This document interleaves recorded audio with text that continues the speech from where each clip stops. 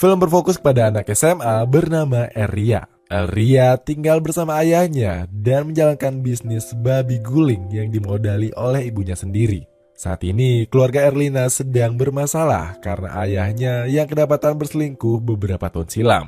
Akibatnya, ibunya pun meninggalkan mereka dan pergi bekerja ke Dubai. Setiap harinya, Erlia akan membantu ayahnya di peternakan, mulai dari mempersiapkan makanan hingga membantu menyiapkan dagangan.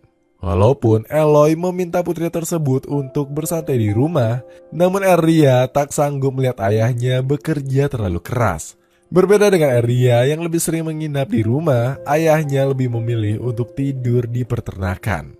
Karena Erlia ini cantik dan memiliki bodi yang bening mulus seperti bihun, gak jarang ia sering digodain oleh para pembelinya.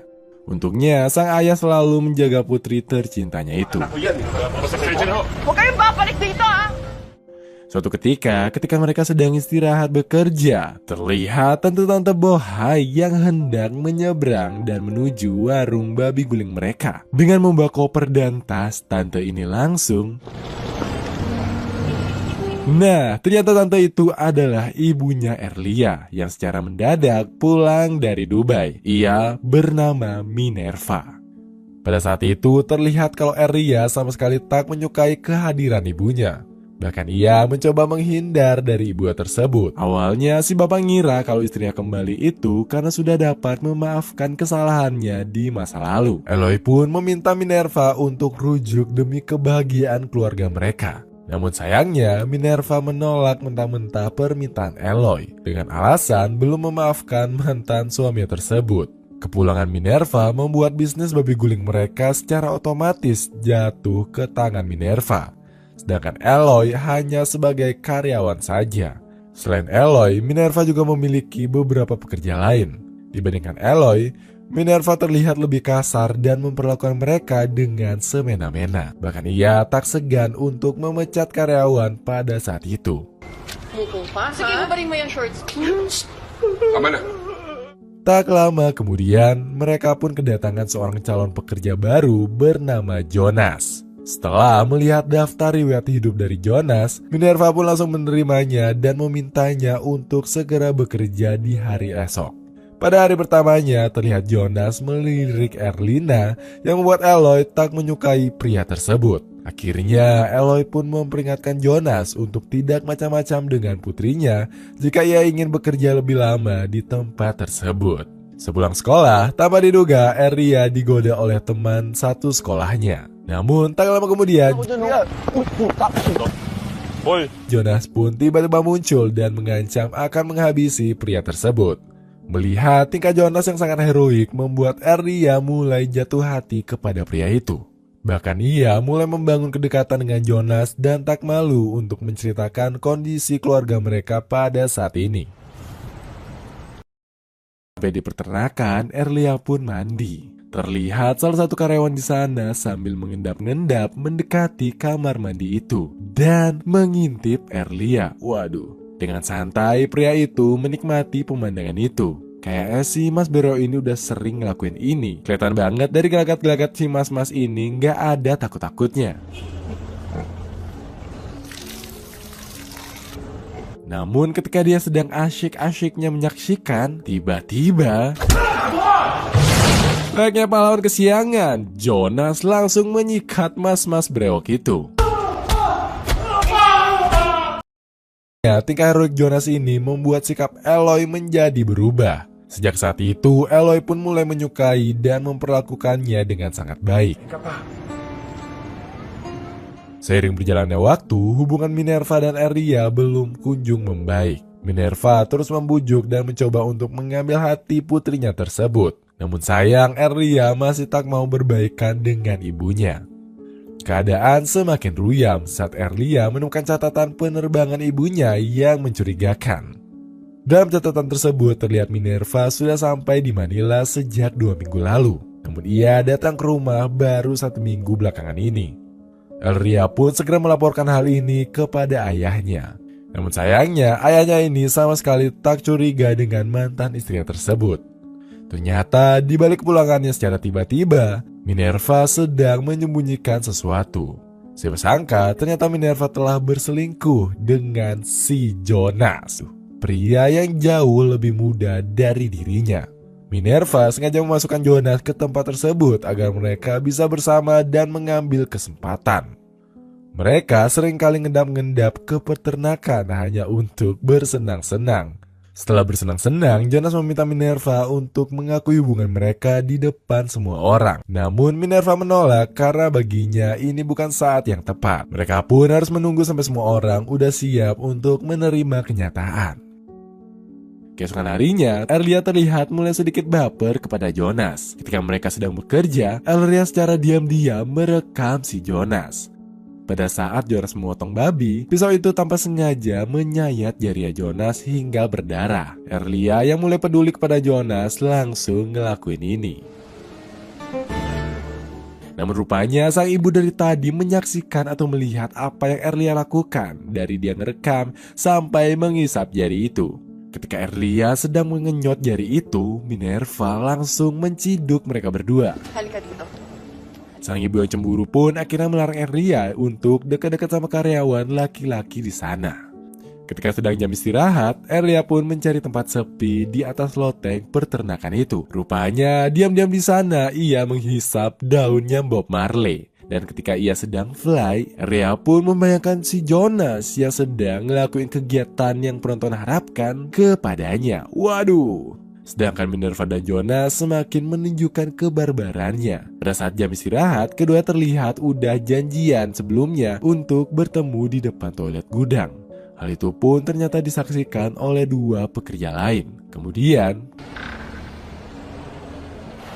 di dalam, Minerva awalnya marah cemburu melihat kedekatan Jonas dengan putrinya itu. Namun rayuan gombal maut dari Jonas pada akhirnya dapat meluluhkan hati Minerva. Dan kegiatan yang penonton harapkan pun terjadi.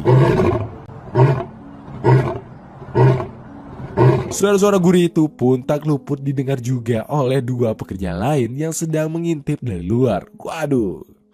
Keesokan harinya, dua pekerja ini pun langsung ngecengin Jonas tentang tragedi kamar mandi kemarin dan mengatakan kalau Jonas cuma mau manfaatin uang dari Minerva. Namun Jonas mengatakan kalau ia itu tulus mencintai Minerva. Namun para pekerja yang tak percaya kembali mengejek dan membuat Jonas terlibat perkelahian dengan mereka.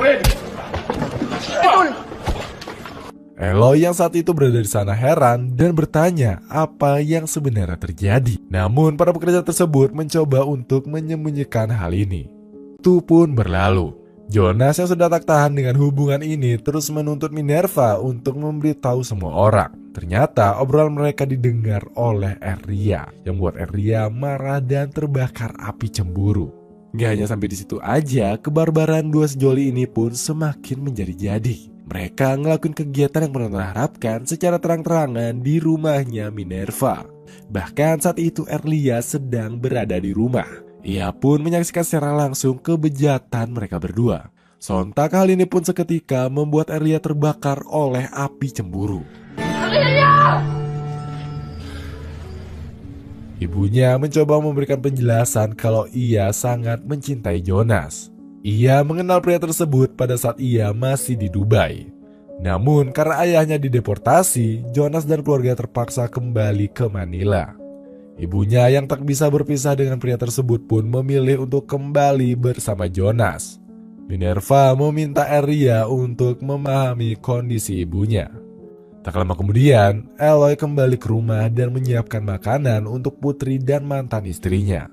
Saat itu, ia menyadari kalau keduanya kembali bertengkar. Namun, Eloy yang tak tahu dengan akar permasalahannya mencoba untuk mendamaikan keduanya. Tak lama kemudian, Jonas yang entah dari mana tiba-tiba muncul. Akhirnya, Eloy pun menyadari kalau keduanya telah berselingkuh.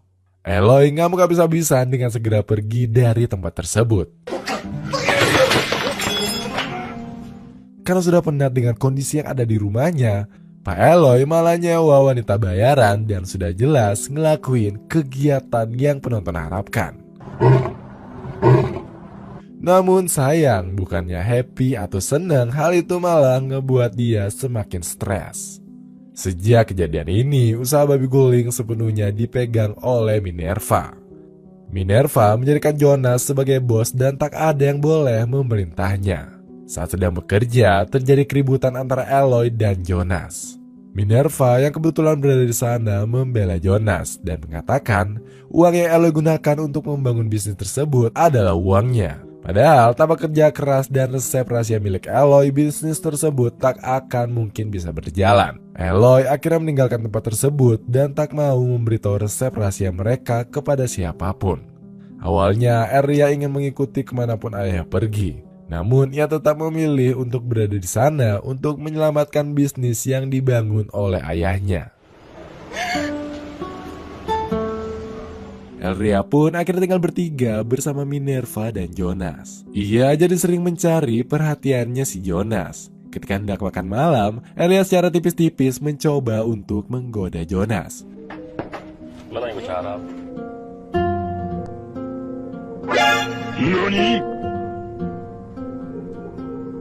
Bahkan ketika di peternakan, pada saat Erlia sedang mandi, ia pun sengaja membuka pintu agar Jonas dapat melihatnya. Waduh, tapi untungnya si Jonas ini imannya masih kuat. Ia pun tak menghiraukan itu. Ya walaupun dari mukanya kelihatan agak tegang gimana gitu. Di awal Minerva lega dengan kepergian Aloy, karena merasa tak ada penghalang lagi untuk hubungan mereka. Namun seiring berjalannya waktu, Jonas mulai memperlihatkan sifat aslinya.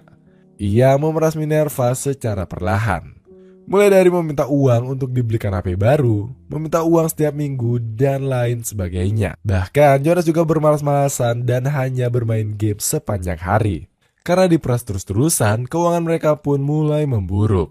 Untuk memutar modal, Jonas mengurangi biaya produksi yang membuat kualitas babi guling mereka semakin menurun. Akibatnya, daya jual pun semakin menurun dan pelanggan mulai meninggalkan tempat tersebut.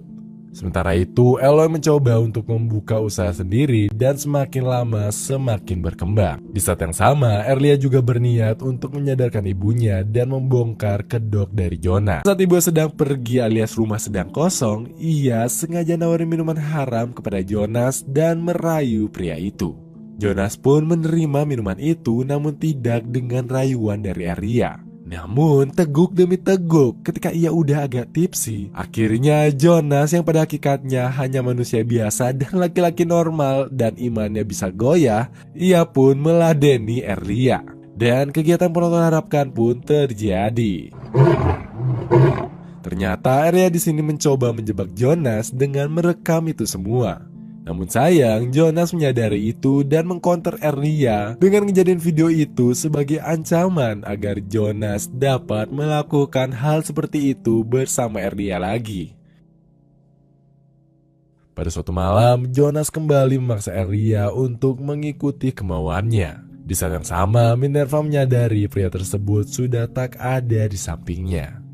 Akhirnya, Minerva pun keluar dan menemukan Jonas yang sedang melecehkan putri tersebut. Jonas mencoba memberikan bukti kalau Erlia lah yang menjebaknya.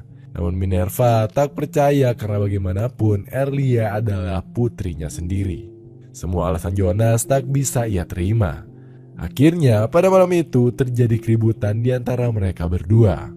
Hindi ako may gawa mo. Ibahay ka na. Tara na. Simula tayo.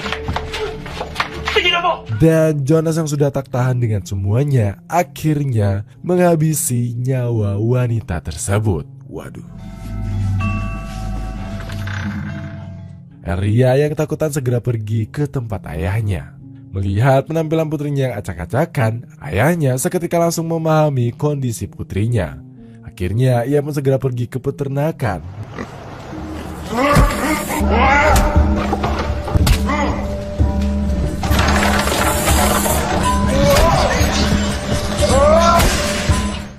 Erlia yang takut terjadi sesuatu buruk pada ayahnya segera menyusul ke tempat tersebut. Sesampai di sana, betapa mengejutkan mengerikannya. Ia melihat Jonas yang berakhir di penggulingan layaknya babi. Akibat dari kejadian ini, Aloy pun akhirnya harus berakhir di penjara. Dan film pun berakhir. Itulah alur cerita film yang berjudul Litsoneras. Dari film ini kita bisa belajar untuk tidak bermain api karena setiap tindakan yang kita lakukan memiliki konsekuensinya masing-masing.